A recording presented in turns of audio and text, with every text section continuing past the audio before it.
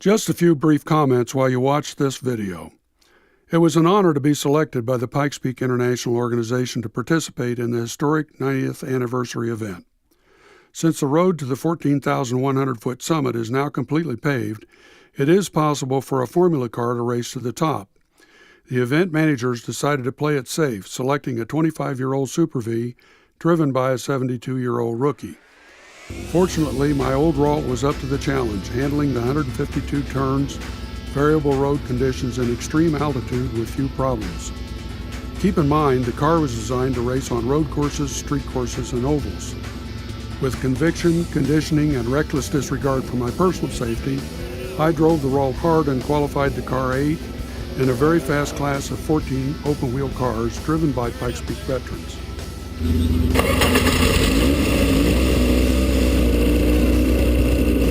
I have lots of video footage of practice and qualifying sessions, but I have limited this presentation first to footage of Sunday's race and second to a montage of images from the top half of the mountain.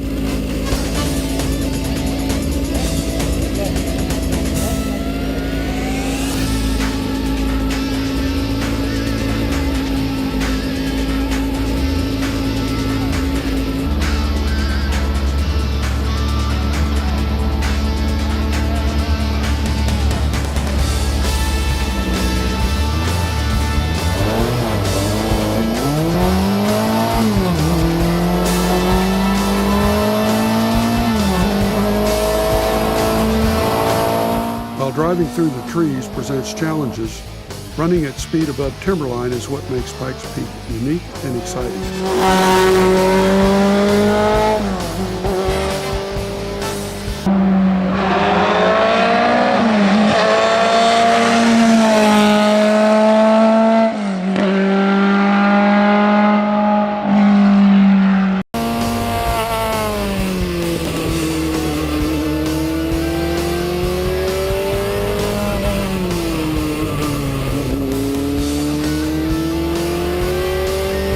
Due to rain, snow, and serious crashes requiring 3 flight-for-life evacuations, our group was restricted to a run about halfway up the mountain.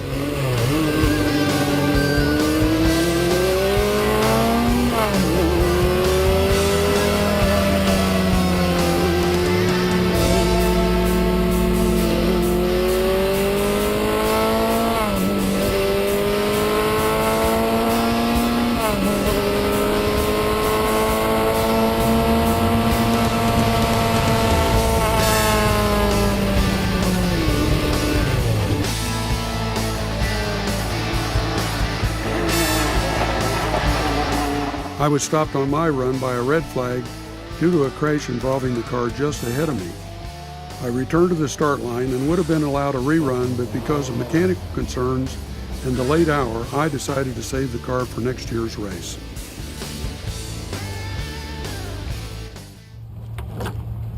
It only had the one run in it, didn't it? Yeah. That's all we had. It was idling at about 5. Yeah. The final 2 photos are of David Donner, a 4-time winner of the hill climb.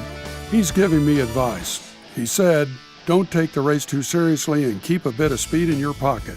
As you can see, I took his advice very seriously.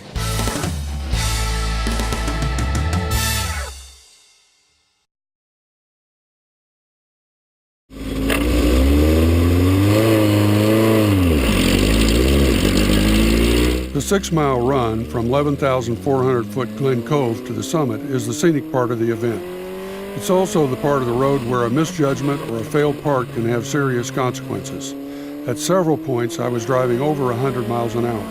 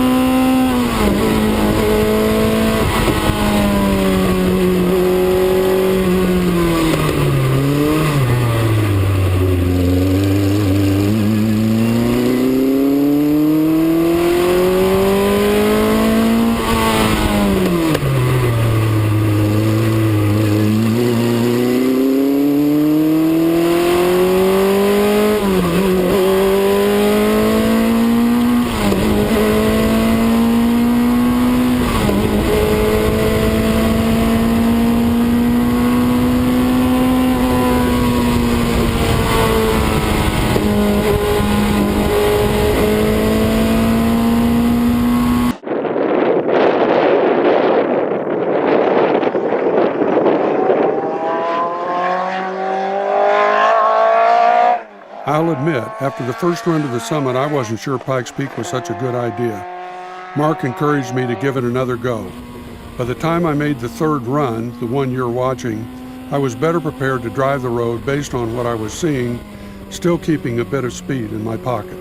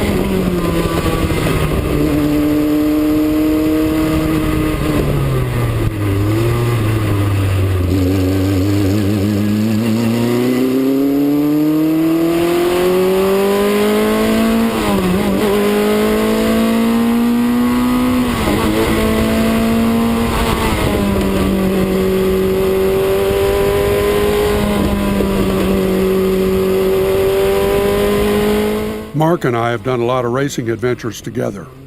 The race of the clouds tested both of us to the limit. We met the challenge, learned a lot, and had fun. If Formula cars are allowed to run in 2013, we'll be there.